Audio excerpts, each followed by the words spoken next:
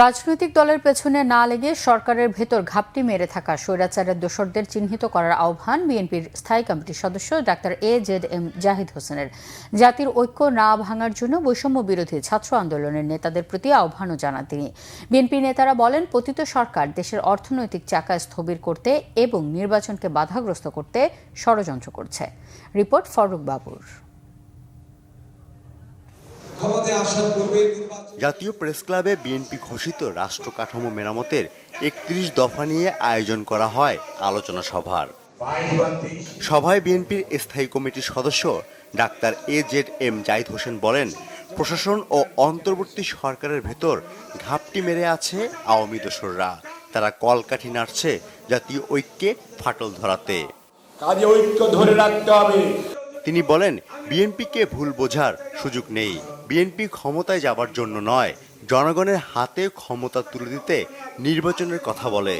আমরা অন্তর্বর্তীকালীন সরকারকে বারবার বলতেছি যে আপনারা আপনাদের ভিতর, প্রশাসনের ভিতর ঘাপটি মেরে থাকা বিগত স্বৈরাচারের দোসরদেরকে যদি চিহ্নিত করে সরিয়ে দিতে না পারেন, তাহলে এরকম ঘটনা ঘটতেই থাকবে। আপনারা প্রতিরোধ করতে পারবেন না।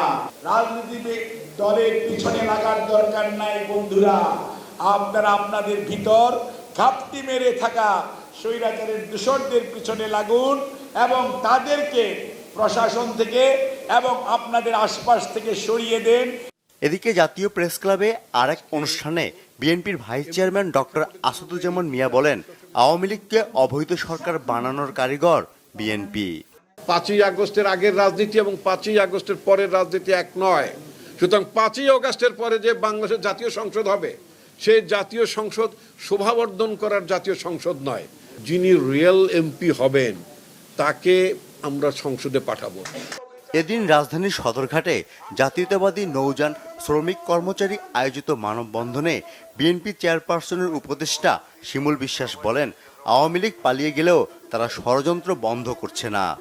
বাংলাদেশে স্থিতিশীলতা, গণতন্ত্র এবং নির্বাচনের মাধ্যমে সরকার গঠনের আন্দোলনকে যেন কেউ বিপদগামী করতে না পারে, চূড়াপথে ষড়যন্ত্রের পথে বাংলাদেশের অগ্রগতি যেন বাধাগ্রস্ত না করতে পারে, তার জন্য শ্রমিক শ্রেণী সদা সজাগ রয়েছে।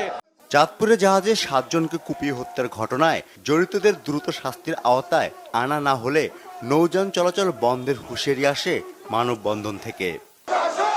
ফররুখ বাবু, বাংলা ভিশন, ঢাকা।